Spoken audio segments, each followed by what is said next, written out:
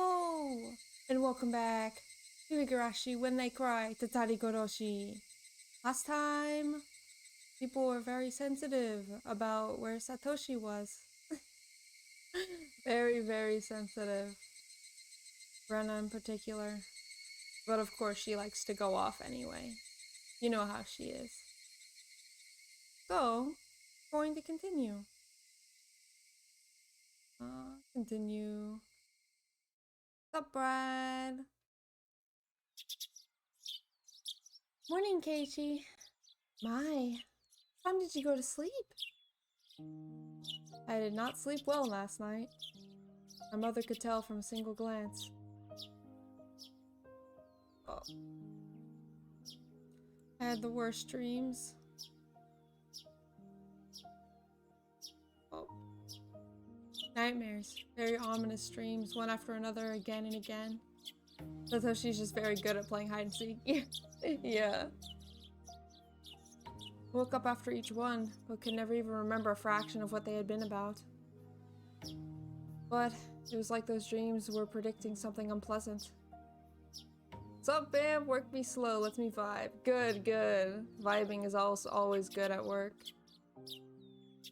And I woke up in a terrible mood. Hey now, every day has been calm and fun before today, right? Those days should continue on, unchanging. And yet, anxiety was the only emotion growing within me. Why was that? Nightmares reflect your own anxiety. They show an uneasy mind that which you wouldn't normally admit to, yeah. Yesterday, I remembered the ominous conversations about Satoshi that I had with Shio and Mio and Rena. Right.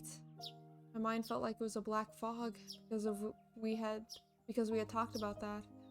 If I had lived out every day without causing a fuss, my reward would be ever more peaceful days. I understood that, so why did I cause such discord?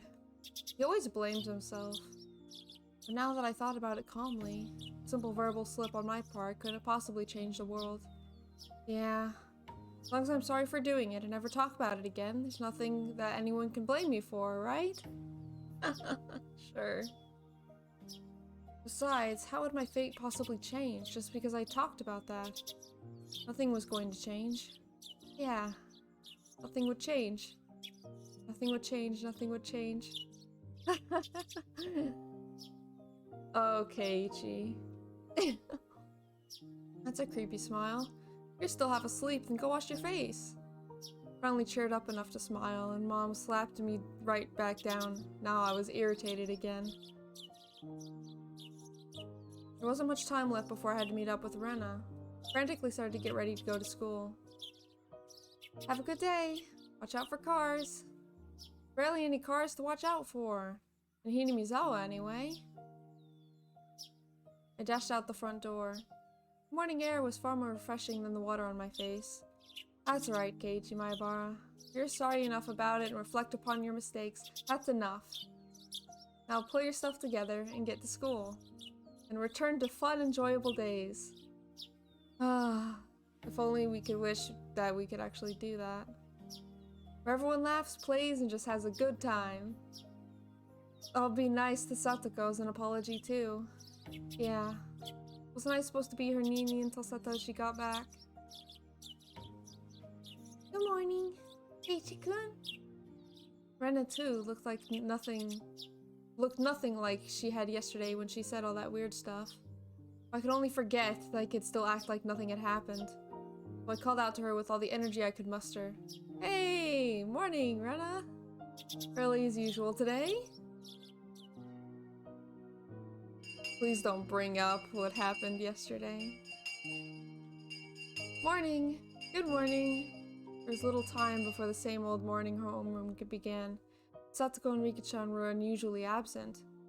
Maybe they went to play somewhere? They're absent? However, looking over and seeing none of their things, so it looked like they really hadn't come to school. Hmm? They're almost never late.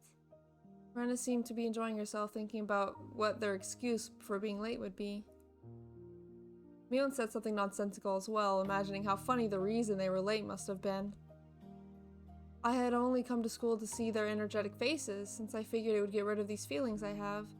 The load in my chest remained where it was. It wasn't very pleasant at all.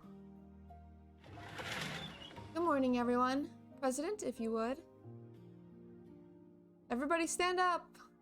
The teacher finally arrived. Then finally I heard the pitter-patter of footsteps running down the hall. Yay! Good! Wait. Good? Right? Flatter. Rikichan was the first to run through the open door. And then Satoko didn't come. You're late, Furude-san. Where's Hojo-san? It's unusual for Rikichan to be late, but equally unusual for Satoko, the ball of energy, to be absent at all. Everyone's eyes were wide in a series of strange events. Satoko might be a little late. You come down with something? Joe walked over to Rikichan and they started talking in hushed tones. Secrets? Secrets? Nipa? Secrets? Rikichan is late and Satoko's absent. I guess crazy things can happen. You're right. But I wonder what happened to Satoko-chan. Is she sick? Why now? I almost wanted to see Satoko's energetic face. Why now, when I most wanted to see Satoko's energetic face? The unease I'd been building since last night tightened within my chest. Kei-chan, you worry too much. Sometimes girls of her age can't help but stay homesick. Coo-coo-coo-coo. Kei-chan, you're not supposed to say that around boys. Mion laughed indecently. Normally I would laugh along with her, but right now I just didn't feel like it. Yeah, Keiichi not feeling so good. Room ended and we went to talk to Rikichan in the short time we had before first period started. Hey Rikichan, you look so sad, so very sad when getting yelled at for being late. I'll make sure to pet you today. Very aware of my gloom this morning, so I strove to keep my tone cheerful. Petted Rikichan's head the same way she always did, but she didn't cheer up at all. Meep. What happened to Satoko? Sad meep. Did she get sick? For instance, she got a fever from playing around too much yesterday. If that had been her response, I would have accepted it in a flash. The atmosphere around Rikichan felt somehow heavy. It was a little weird and actually made my unease worse. Hey, come on, come on. There's certain things she can't talk to boys about. Kei-chan, back to your seat, back to your seat. Mion, acting just like the club president, pulled me back to my chair. Rikichan's gaze immediately fell back to her desk and she hung her head gloomily. Rikichan had said something odd, that Satoko might be a bit late. They were living together, weren't they? And she would have known for sure. She wouldn't have said might. I didn't understand why she was absent, and that made me all the more anxious. Damn it, what's going on today? It's like we started off on the wrong foot and it wasn't going to get any better. What's the matter, Keiichi-kun? You seem pretty down this morning. Rena noticed how I looked and whispered to me while the teacher wasn't looking. Do I really seem that way? Yeah. Even Rena started to feel down just looking at you. I thought of jokingly saying, then don't look at me. But I didn't even feel like doing that. Is it something you can tell Rena? I don't know what you're worried about, but if I can help, then you can tell me, okay? I won't tease you. Rena said this, looking straight into my eye. Well, yesterday, nothing strange had happened, and it was a lot of fun. Huh? Rena's eyes widened for a moment, not understanding what I meant, but she remained silent and listened. It was peaceful and fun. Every day was lively. Never had any doubt things would stay that way forever. Yeah, you're right. Every day is fun. I'm sure today will be too. You sure? How do you know? Well... Rena, feeling perplexed, couldn't think of something to say. I didn't blame her. What I was trying to say seemed a little confusing, even to me. When I think about it, I've been anxious lately. Like maybe since every day is fun, one day, all of a sudden, it would get really dark, like a light bulb turned off. Yeah. Rena kind of understands how you feel. Rena nodded gently. We've always been taught that it wouldn't only be good things happening to us. Sometimes I'm scared of what's going on behind the fun. A little bit sad, but because of that, we learned how to do our best to make sure that the fun never stops. I see. So it's not a bad thing. Oh. So it's not a bad thing that you think of our lives, our fun lives might not go on forever, Keiichi-kun. Kind of like, like if suddenly there is a volcanic eruption tomorrow and everyone died. Hey, wait, that's terrible. You're the only one who survived the catastrophe, Keiichi-kun. How would you feel? How would I, imagine myself being that sole survivor in the ruins of Hinamizawa. Rubble and bodies of friends lying at heaps at my feet. It was such an abhorrent sight. Was it sadder that all my friends had died? Or was it sadder that I couldn't have died with them? I didn't know which, but I'd probably cry a lot. Probably break my heart. First, I think I'd cry. And then maybe you would think this? This was my destiny? I should have made sure the day before this was fun as possible, so I had no regrets. I didn't want to consider such a horrible event to be my destiny, but... Rena, I don't think I agree with your thought process here. I probably would think that. The fun times will end one day, and nobody knows when they will. It makes sense to live each day to the fullest, so that if something does happen tomorrow, you don't regret anything. Yeah. It's really hard to think like that. A lot of people take their everyday happiness for granted. They think tomorrow will be the same as today, so they just leave things that they could do today for tomorrow. They leave the kindness that they could have shown today until tomorrow. Rena was usually cheerful and silly, but right now she wasn't like that at all. She was taking all my troubles seriously. It was a little reassuring. Keiichi-kun, you realized it. I think that's a wonderful thing. The unease you have, I think you should keep it close to your heart. Keep my unease close? I don't agree with what Rena's saying at all. Imagine if that really happened and the VN just ended. I know. I mean, all of Keiichi's unease would make sense then, wouldn't it? Yes. Everyone might die tomorrow. Everyone might die tomorrow in a big catastrophe.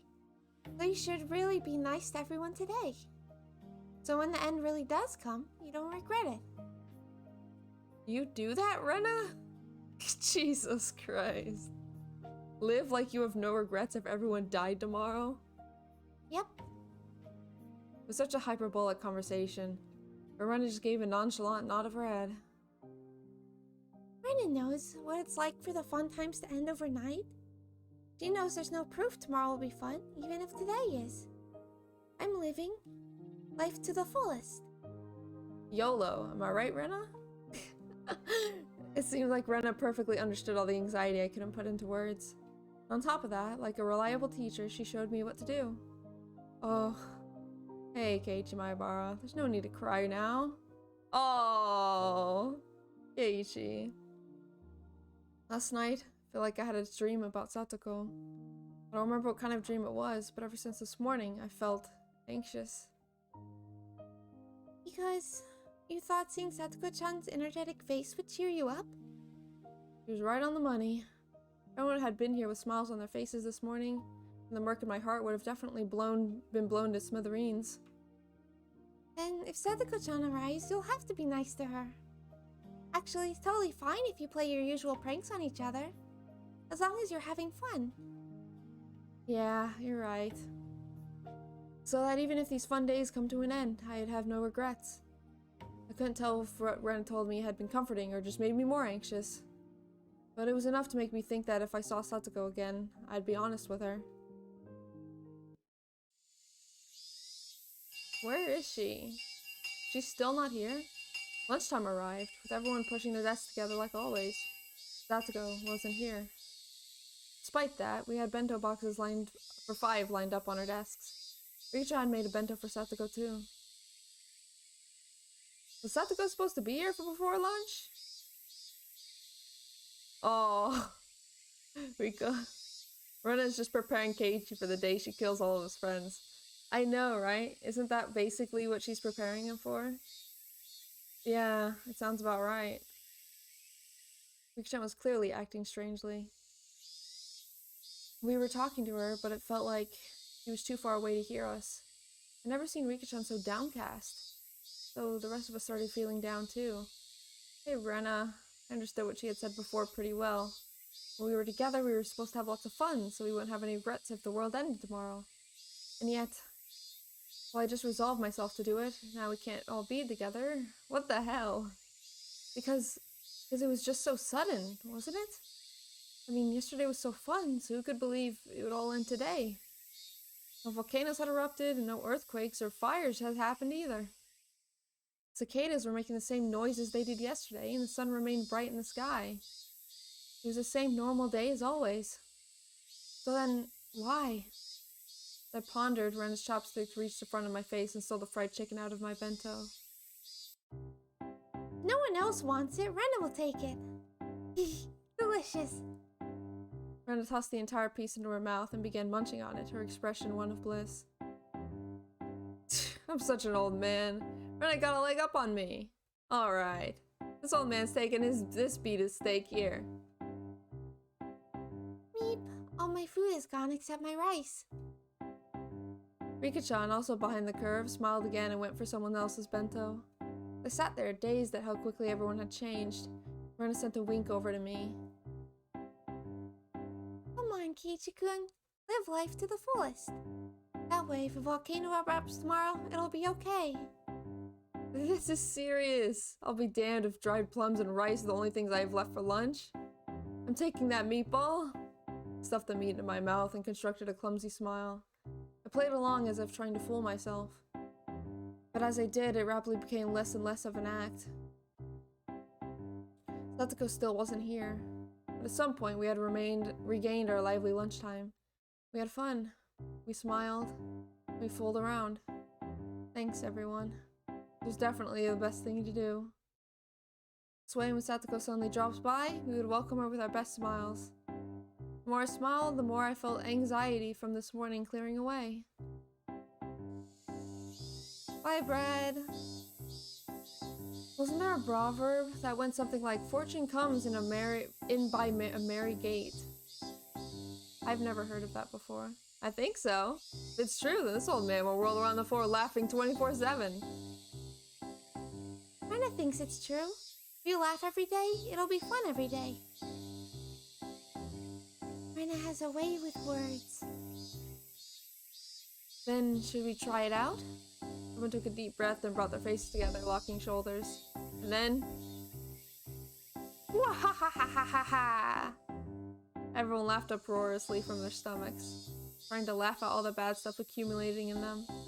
By the time our bento boxes were empty, everyone was right as rain. This is so artificial. Artificial happiness. I don't know if I like it. When we heard our friendly banter, Tomito-kun and Okamura-kun walked up and timidly spoke to us. Excuse me, my bar-san. Sorry to interrupt your fun, but we need your help with something. They grinned dryly and scratched their heads. What could it be? Want to know how to remove the censor bars in foreign magazines? By the way, don't believe what you hear about butter doing the trick. Total superstition. What the heck? Can't use an eraser either. Wait, what? Seriously? That's not what we're here for, said Tomito-kun, elbowing Okamura-kun. Actually, our ball got caught in the gutter on the second floor. You were thinking you might be able to reach it since you're tall. I see. Asking an upperclassman for help comes with its own price, you know. I'm not cheap. Can't buy me out so easily. Tomito-kun and Okamura-kun conversed for a short time and gave their reply. We'll give you the right to take a nap during class, my bar-kun. My bar-san? How does that sound? What do you mean? I can sleep during class whenever I want. Why do I need your permission for it? Oh, no you can't. The next time you take a nap, we'll tell Sensei about it. See? I see. How sly. You little... Where'd you learn to bargain like that? Grr. Sorry. It was just a little joke. Come on, Kei-chan. Why not just cave into your underclassmen's threats? Now Mian was getting on my nerves. Suddenly it came to me, and I took Tobito-kun and Okamura-kun's hands. Alright, I surrender. I'll get your ball for you, so give me the rights to nap time. Huh? Okay. Look, Mion. I now have the privilege. But you don't, do you? Tomito-kun, Okamura-kun? Tell on Mion as soon as she falls asleep. Got it? Yeah! Ren and Rika-chan began to cackle at Keiji-kun's victory. I wasn't sure how the ball managed to get stuck up there, but it was planted firmly in the school building's second floor gutter. Hand me that stick. Should be able to reach it. Here we go. Ugh. Took a bamboo pole and poked the ball with it. Damn, it's hard. Come on. Oh, we got it. You got it, my bar-san. Thank you so much. Ball rolled down the gutter and fell down behind the school building. My underclassmen ran over in that direction, leaving me by myself. Mission complete, I guess. Sheesh. There's still a lot of time left until lunch break was over. Guess I should go back to the classroom. To absorb myself in a silly conversation with everyone and wait for afternoon classes. That's when I thought that and turned towards the entrance. Someone suddenly called out to me. Satoko? Oh. That means somebody's died. Doesn't it? That means somebody's died? Hello there. Good day. Sorry for bothering you during your lunch break. The middle-aged man, I didn't know. Maybe I'd passed him a few times and I'd seen his face, but I didn't know him. And his half-smile deepened. Something within me shuddered with fear. There's no basis for that. No reason. But I shuddered. I was somewhat confused about those emotions, not quite understanding them myself. There's one thing I could say, though. Nobody but teachers and students should be at school. The person shouldn't have been there. Felt less of a tremble and more of a sense of dread, like a brilliantly colored poisoned caterpillar were crawling across my forehead. A feeling of disgust that neither icky nor gross could describe as the frizzly, dreadful hair rubbed against my brow. I didn't even want to see his face. I wanted to jump backwards and run away. An unpleasant feeling, for which I didn't even know the cause. The other side of myself has nothing but questions. Hey, what are you doing? What are you disgusted by? This is the first time you've met him. It's rude to hate someone for no reason. No answers were coming. I held my silence, waiting, a damp sweat running down my forehead. When he saw that, Oishi probably thought he was being intimidating and gave me a relaxed smile. Well, we know his name is Oishi, but Keiichi doesn't right now. Oh, please excuse me. I'm no one suspicious, I assure you. This is a very over-the-top reaction to just seeing a stranger. Well, it's foreshadowing that, hey, saying Oishi-san is never a good thing. Or usually never a good thing. Because, you know, that means something bad has happened. Ooh, I'm Oishi from the Okinomiya Police Department. Wait, where did I put my card? Huh? What? This is... What?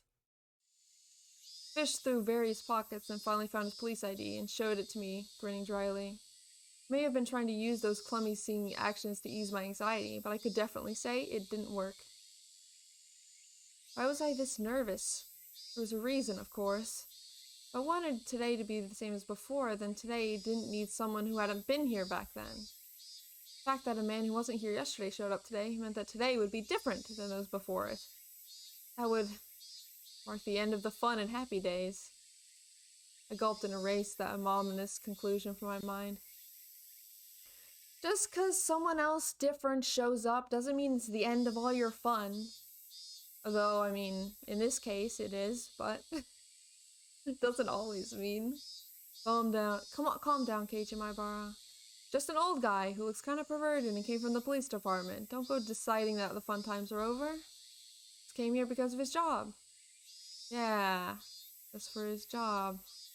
He's working, then he would normally go to the teacher's lounge, right? The fact that he spoke to me, yes, it must have been to ask where it was. Are you looking for the teacher's lounge? You just have to go through the entrance, and I didn't want to look at this man for another second, so I started pushing things along. Oishi, however, didn't seem to have any interest in the teacher's lounge. Oh no, I don't have anything to do there. Can I get you to call a friend of yours, if I may be so bold? A friend? Who? A girl. Could you call Satoko Hojo-san for me? My consciousness grew faint, like I was about to pass out. Yes, my anxiety was realized. The dreadful, disgusting caterpillar was looking at me, about to crawl in my ear. Its frizzy, dreadful hair was touching my ear cavity. That's how bad it felt. Well, what do the police need with Satoko? I knew this was gonna happen. I knew she wouldn't heckin' show up. No. It's nothing important. I just had 2 or 3 things to ask. I'd like it if you could cooperate with me. Why? Why, of all people, was it Satoko? Would a police officer come here in the middle of the day for something that wasn't important? This man was strange. I could smell it. And it smelled bad. Just a whiff of it made me want to grimace. I knew that this man couldn't possibly be here to deliver her lost wallet or anything. I couldn't imagine what he needed from Satoko, but it had to be something unpleasant. My throat stung with a burning pain. Burned like a parched, creviced wasteland. The wasteland broke apart deep in my throat and brought out the words from deep in my mind.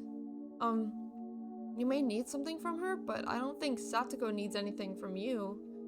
Oh my god. Could you please leave? Oishi probably hadn't expected that reply. He stood there surprised for a few moments. I did as well. I hadn't thought words like that would ever come out of my mouth. Things might still work out. This guy may have shown up out of the blue, but if I drove him off, maybe it could make it so that it never happened. If I could do that, then I could get back. Peace we had until yesterday, I could get it back. Well, you sure are strict. Are you Satoko-san's manager, perhaps? Can I not see her without an appointment? You just want to talk to her, shouldn't you just call her? Barging into school in the middle of the day isn't normal. Breaking through a dam would have been the perfect analogy to use. Why didn't I like this man? Man shouldn't have been here. I needed to make it so this man wasn't here. Childish, selfish emotions bubbled up from the depths of my mind, and they each came out of my mouth just as it had been formed. Not liking the guy was my own problem, but to say things so bluntly to him, even I thought I was crazy. Oh, you're the logical sort, aren't you? I'm not too good with people who talk like that. Oishi grinned and scratched his sweaty throat. Even as he feigned stupidity, I could tell he was irritated. I join in, the first thing I hear is about some caterpillar going in an ear. It's an analogy. It's all an analogy. No worries about it. Hey, Keiichi Maibara. Why am I looking for a fight with this old policeman here? It's not like he brought the gift of misfortune with him all wrapped up in paper, right? Right. It wasn't like he had brought a package of misfortune with him and was asking me to sign it here, please. Rationally speaking, I understood all that, so then why was I so... Finally, I outlasted Oishi in a game of silence, and he gave me a big sigh. Then he addressed a few of the female underclassmen running around nearby. Oh, excuse me, all of you. Do you have a moment? I'd like you to call Satoko Hojo-san if you could. Yeah, since I wasn't of any help. One underclassmen tried to smile and reply, but they noticed the oddly stiff air atmosphere around me and seemed hesitant to give a quick answer. Is she not here? Satoko Hojo-san? Hojo-san, she stayed home today. Stayed home? His face remained smiling, but his tone was clearly one of ill humor. Such conspicuous spite caused my underclassmen, who had answered honestly, to cringe in fear. I see. Dear me, dear me. I'm quite unlucky. He's smiling broadly, but the way he laughed didn't make me feel better at all. When he noticed that his laughter wasn't getting anyone else to laugh with him, he immediately stopped. So, you girls, can you tell me the name of this boy here? Hmm? He grabbed the girls by their shoulders so they wouldn't run away and crouched down to address them at eye level. The girls flinched away from his sharp, piercing light in his eyes. In exchange for their release, they didn't resist and told him my name. I see. Keiichi Maebara-san, is that it? He said my full name. That was all he said, and yet I couldn't help but shudder. It was like he had grabbed me by the collar just with those words. Oh, can you be the son of the Maebara family I've heard so much about? I hear your father is a renowned artist. His work go on display twice a year at the Grand Ariake exhibition in Tokyo, don't they? I don't know what sort of fantastic pictures he creates, though. Then there's your mother. She seems intelligent, too. I heard that she was a high academic achiever. She went to some girls' university, didn't she? It's amazing for someone that age to have graduated from a girls' university. Could your mother actually be the daughter of a respectable family?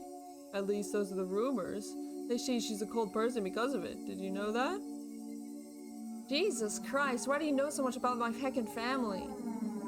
She only went to the first neighborhood association meeting, right? That's certainly no good. You can't disrespect your neighbors in a place like this. A sense of eeriness slithered up my spine. That was my first experience of true terror. I couldn't believe it. I couldn't believe it felt this terrible for someone you just met to know everything about you already. Oishi clamped onto my shoulders and brought his eyes close to peer into mine. In a place like this, it would far better not to make enemies, wouldn't it? If not... Ow! Oishi dug into my shoulders with inhuman strength. Yeah! Then if something unexpected to happen, you might see some drawbacks. Have you ever heard of karma? Like how a butterfly flapping its wings can cause a tornado. Grudges born in strange places could come back at you in ways you wouldn't believe. You wouldn't like that, would you? Nobody wants to have a grudge held against them. Nothing positive about making enemies. What's the matter? Shoulders are very stiff. Did I give you a massage? See? Feels good, right? Oh my god. Yeah, Keiichi should call the cops. Oh wait!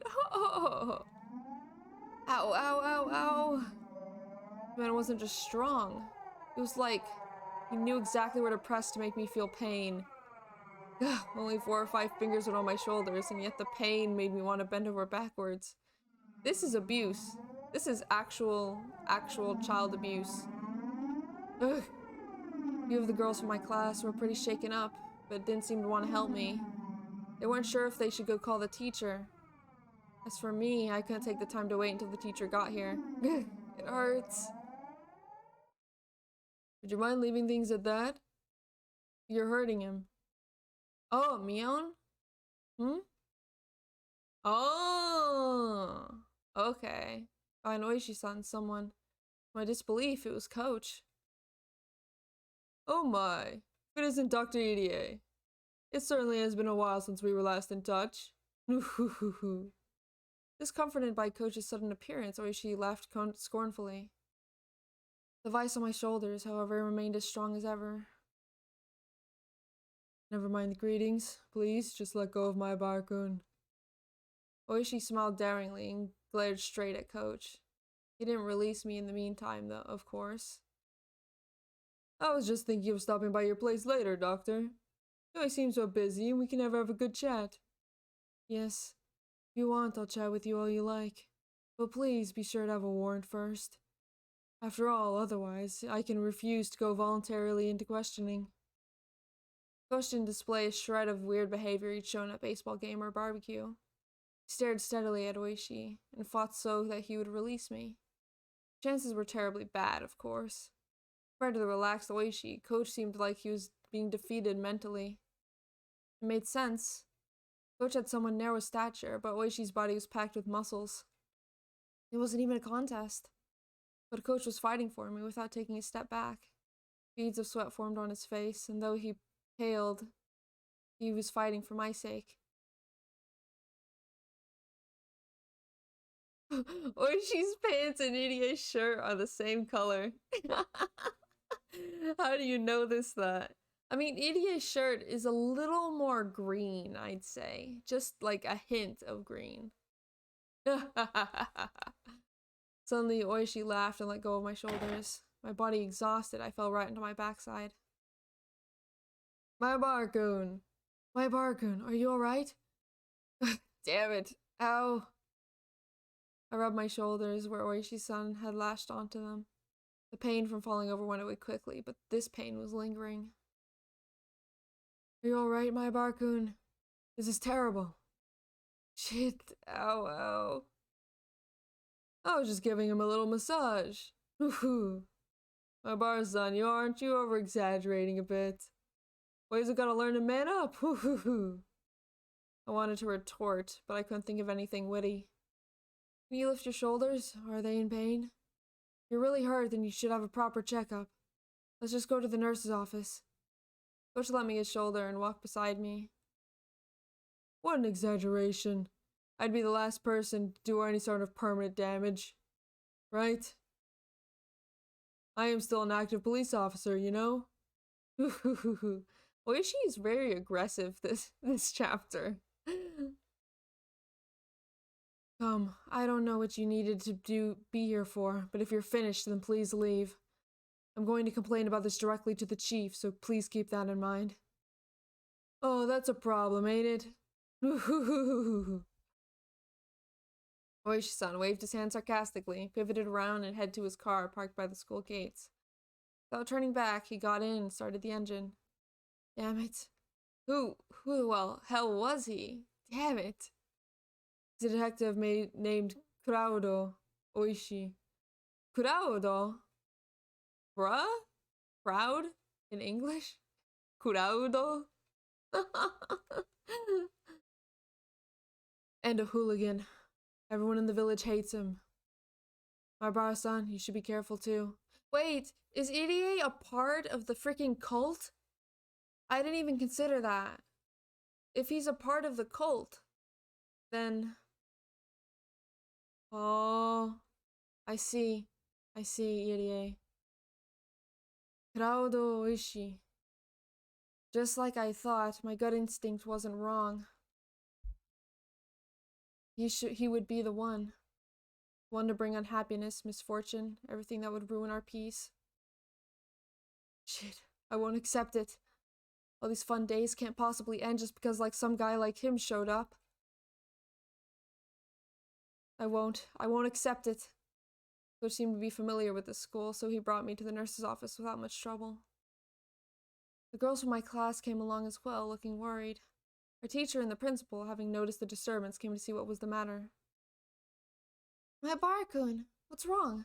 Are you hurt? Well, there was this weird man in the schoolyard just now, and my Bar-san. There is a weird man in the schoolyard. Coach gently interrupted the girls trying to explain. No. Looks like he just fell and twisted something. I think he's alright, but I wanted to make sure. It's fine with you, I'll borrow the nurse's office for a bit. Please do, Dr. Yurie. The principal gave him a deep bow. Looked like Coach was acquainted with the adults at the school. Lit open the doors to the nurse's office, but there wasn't a nurse in there or anything. I'd figured. I'd never seen anyone but Chie-sensei and the principal working here. Coach didn't seem to mind the fact that there was no nurse, and quickly made his way into the nurse's office. Instructed me to sit down and started washing his hands in the sink. Oh, I get it. He's the coach for the boys' baseball team. Must be pretty used to treating wounds with first aid. Could you show me where it was? Are you still in pain? No, it doesn't hurt at all anymore. I'm fine, really. Rolled up my shirt and shouldered my shoulder. No bruise, not even nail marks. Yet it hurt so much I thought my shoulders would be crushed. Even the pain had disappeared without a trace. Hurt so much, but there isn't a single bruise. Yeah, maybe he really was just imagining it. Just means he's used to doing that. Used to it, huh? Next time you meet, don't provoke him. Nothing good will come of making him angry. If you go home with a uniformed policeman by your side, your family won't like it, will they? Well, you're right. Still, what happened? Why'd you end up in a fight with him? He came up and said he needed something from Satoko. Huh? Satoko-chan. Coach's gaze lowered and his expression clouded a bit. Somehow that gesture seemed to be saying that Oishi was bound to come to Satoko, and did, and that was no laughing matter. Coach fell silent in thought.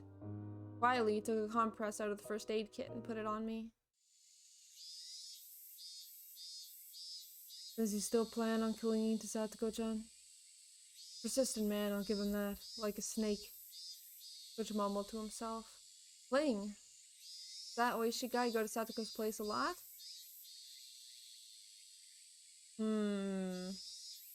Coach didn't answer, but the lack of denial served well enough. What on earth did the policeman, probably a detective or something, need from Satoko? What mistake had led a detective to cling to the sweetly smiling Satoko? My bar-son? Oh, right. You just moved here, didn't you? Yes. I did, but... Oh! Oishi's still looking into Satoshi's disappearance. That might be right. That might be right. Have you heard anything about Oyashiro-sama's curse and about Satoko-chan? Well, I knew few things about it, certainly. Satoko's parents were dam proponents, and their accidental death was because of the curse. You mean that? Coach smiled thinly and dryly. So you know, said, dropping his gaze. If I recalled correctly, there was an accident on the viewing platform at the public park she'd gone to with her family, and her parents died. And then, it was just her big brother and little sister. Then she was with Rika-chan, and,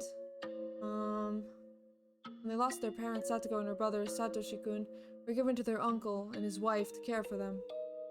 Oh, is that so? Her parents died in the accident, Satoshi ran away, leaving only Satoko to start living with Rika-chan. I'd known that much, but this was the first time I'd hear that they'd been brought to their uncle and aunt. Their uncle was Satoko-chan's father's younger brother. Fortunately, neither of the couple were people deserving of respect. Coach normally picked his words politely, so when he came out and said they didn't deserve respect, it really made me wonder what kind of people they were. As soon as Satoko's parents came out and supported the dam, their uncle and aunt took on a lot of shame in the village as well. They would have never welcomed Satoko-chan and Satoshi-kun. I've heard for the siblings, it was a very rough life. Bit by bit, Coach told me about the numerous agonies the Hojo siblings had suffered at their uncle's house. Oh, I see. As their guardians, their aunt and uncle sucked up everything belonging to their immediate family. Satoko and Satoshi were crammed into a small room, and their lives laden with things that were miserable for both their bodies and minds. In the first place, since apparently their aunt and uncle weren't on good terms, there was no end to their fighting. And as if in revenge for that, whenever they saw Satoko or Satoshi's face, they'd always find fault with them, scold them, yell at them, strike them, take away meals as punishment. I still shudder to think about it. You've never known any Satoko but the energetic and healthy one. Now, you probably couldn't imagine her face being so deathly pale, a girl always standing dazed in the shade of trees. Couldn't imagine it. I didn't want to. That was honestly how I felt. But at the very least, Satoko wasn't like that anymore. She may have had a miserable life in the past, but it was different now. Something happened to change that life. Last year, on the night of Watanagashi Festival, their aunt died. She was beaten to death with a baseball bat by a drug addict. Rumors spread of the curse having killed an enemy of the village on the night of the festival. His death wasn't simply homicide either. They whispered that it was actually Oyashiro-sama's curse. Beaten to death by a baseball bat by a drug addict. I have a theory that that was actually Satoshi, who killed him with a baseball bat. I think I'm right. That's most definitely what happened. A few days later, the deviant arrested for drug abuse confessed to further offenses and the incident was resolved. However, though it was resolved, no one knew whether the part about being Oyashiro-sama's curse was true or not. Their uncle is a part of Hinamizawa as well. He apparently grew incredibly frightened of Oyashiro-sama's curse and went into hiding. From what I've heard, he's staying with a lover somewhere in Okinomiya. And Satoko and Satoshi... were they released? Their aunt died and their uncle fled. There was nobody left to torment the siblings then, but... as if picking up their torch, that man started showing up with alarming tenacity. That man? Coach lowered his voice just a bit as if being aware of his surroundings. I mean, Oishi. Oishi? The guy from before. That would explain why people got freaked out when Keiichi walked around with Satoshi's bat. Right? Right. The events that had just occurred come back to me. The hard to describe ominous sensation I'd felt from him came back to me. He's a little strange. The chain of incidents surrounding Oyashiro-sama's curse have been resolved, and yet he alone doesn't want to accept that. Accept it? The incidents were all solved, and a detective, supposedly with the police department, didn't accept that? People say that something bad will surely happen to those he gets close to. In Hinamizawa, they think Oishi is Oyashiro-sama's... What? Oishi is Oyashiro-sama's what? Kei-chan! Door flew open with a rattle and Mion came rushing in. Rena and Rika-chan came running in a few steps behind her, and then Tomita-kun, Okamura-kun, and a few other of our classmates. Kei-chan! Did Oishi do something to you? Didn't they just say the drug addict was arrested? But that could be a cover-up. I'm 99% sure that was a cover-up. There's no way. That has to be Satoshi. I'm like very, very, very, very convinced that that was Satoshi. Because then he killed him and then he ran. So he disappeared, right? Yeah. I believe that. Calm down, Mion-san. Calm down, Mion-san. He's not injured. Only gave him a compress just in case. Keiji-kun, are you really okay? Okay? Everyone was saying stuff about how you were being strangled. Gosh, strangled? Calm down, Rena. I just screwed my shoulders really hard. See, there's not even a bruise. Beep. Jeez, what the heck were you doing? We're friends, right? Why were you just standing around? Why didn't you help Kei-chan? Oh, we're sorry, President. Mion yelled at our classmates, baring her fangs. Tomita-kun and the others hung their heads in silence. Quit it, Mion. Tomita-kun and the others weren't even there. Stop blaming them. Damn it. Oishi? Mion kicked the floor with his heels a few times, her temper running hot. Our teachers, overhearing commotion, arrived as well. Hey, come on, everyone. Don't make so much noise in the nurse's office. President, take everyone and leave, please. Come on, everyone. Let's get going. Keiji-kun is fine. You too, Mi-chan. Mion was letting her emotions get the best of her, and Rena stepped in instead and led everyone out of the nurse's office. The detective from Okinomiya Station, Kurado Oishi, looked like the first impression I'd gotten from him hadn't been mistaken. Satoko's absence had amplified the vague apprehensions I'd felt since yesterday. Oishi-san's appearance basically sealed the deal. Alright, I'll get going. Originally came here for Chie-sensei. Ah, so you had something to do here. Sorry for causing you trouble. Don't be so humble, he said, smiling easily. There's a side benefit to all this. I was lucky enough to experience so much of your soft, silky skin, my Bar-kun. Oh my god! With the usual, for Coach anyway, parting words, he instead continued. Please excuse me. You weren't wounded badly, but please avoid putting pressure on your shoulders or anything along those lines. If you get a high fever or it starts to swell, contact me right away, okay? I don't think it'll happen, though. Oh, that's right, Coach.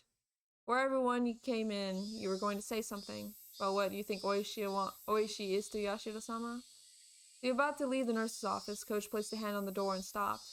Right. They think he's Yashiro-sama's servant. Oh. They're just bad-mouthing him, though. Yashiro-sama's servant? Wouldn't that be a good thing, though? Do you know about the serial freak death incidents that occur in Hinamizawa every year on the night of Watanagashi Festival, otherwise known as the Yashiro-sama's curse? What? Freak deaths? What? Oh, we're just now gonna be learning about all the freak deaths. Now that I thought about it, I did seem to remember overhearing Mion or someone in class talking about a ghost story. On the festival day in June, one person would always die. Another person would be spirited away. But they seem to be called the demon away here. What a fine story that was. Figured they made it up to scare me, but it was true? I don't have any idea who first suggested this, but at some point everyone started calling Oyashiro-sama's servant. Why? Because the rumors go that he decides the sacrifices for the curse every year. Whenever June came around, Oishi would start paying frequent visits to Hinamizawa. Because Oishi had been persistently questioning most of the dead or disappeared people. 4 years ago, it had been known that the victim of the dismemberment, rumored to be the sacrifice, had been seeing Oishi numerous times leading up to the incident. Sacrifices 3 years ago were Satoko's parents. Right before their accidental deaths, Oishi had apparently visited their home. The one who disappeared 2 years ago was Rika-chan's mother. And again, people knowing before she vanished, Oishi had been talking to her extremely frequently. The one who disappeared last year, Satoko's older brother, Satoshi too had apparently been approached by Oishi many times before he vanished. And then this year. This time, Oishi was trying to contact Satoko? This isn't a freaking joke. They're rumors, Maebara-san. There's just some rumors to that effect. I hadn't said that because the rumors of Oishi being Oyashiro-sama's servant, or as contacting someone foreshadowing who would be the sacrifice that year, it was because that ominous hatred I felt toward Oishi was becoming more substantiated, more real. Today, Satoko, she was absent today, wasn't she? Wait, really? That looked like news to Coach. I thought he might have known why Satoko was absent today, but... Then I'll get going. You should go back to the others and put their minds at ease. You're right. I will. EDA's very sus. I feel like something's definitely going on with him. Latter. Coach left the nurse's office and head toward the teacher's lounge.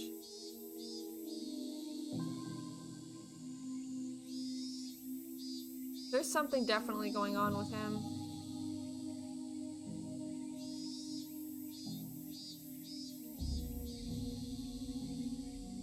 Nice biker outfit.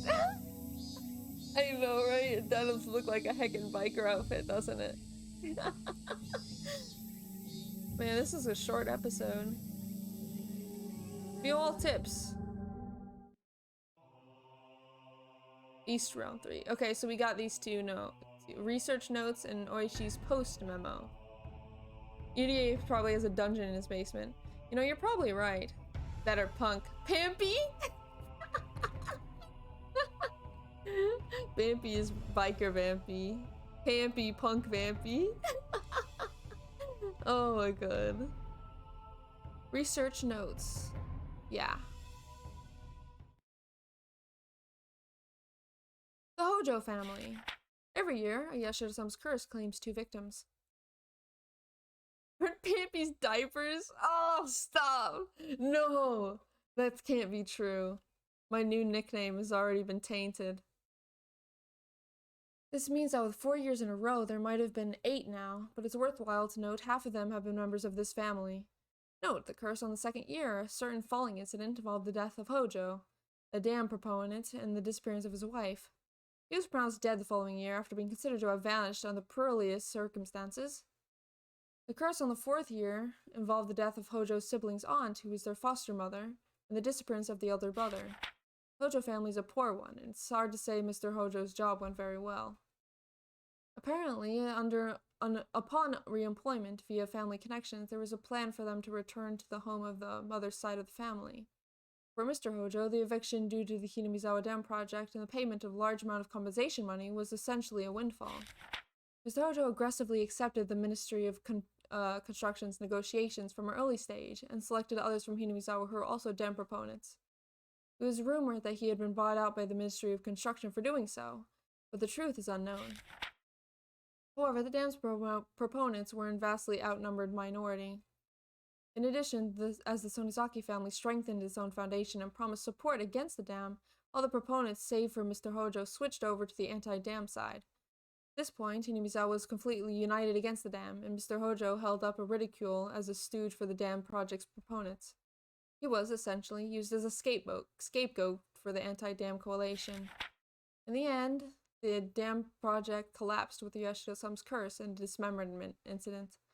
However, punishment towards the bitter enemies supporting the dam project continues to this day.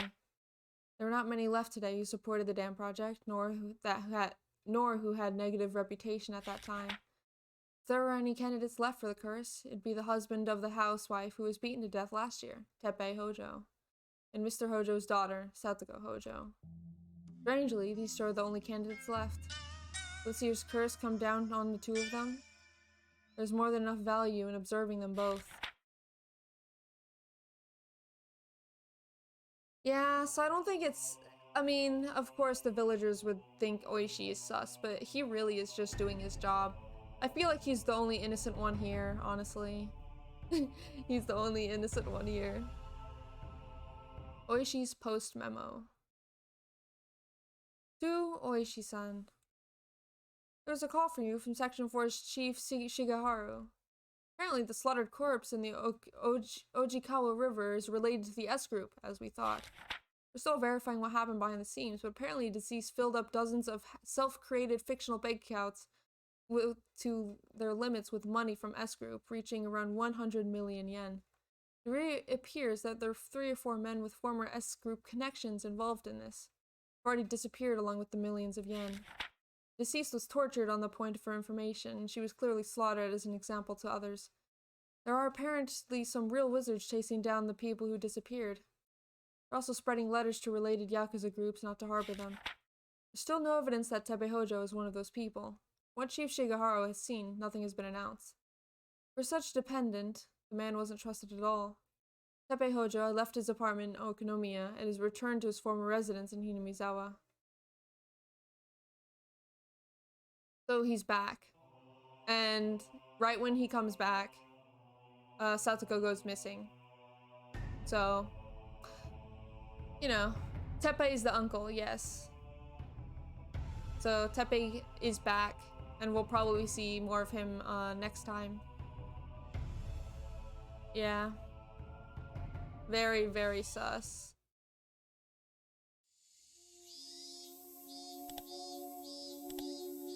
Well, that'll be it for today. Thank you guys for vibing and being with me as we read this spooky, ooky story. And I'll see you guys next time, alright, fellas? Have a good day, have a good night, wherever you are. Bye-bye. Bye-bye.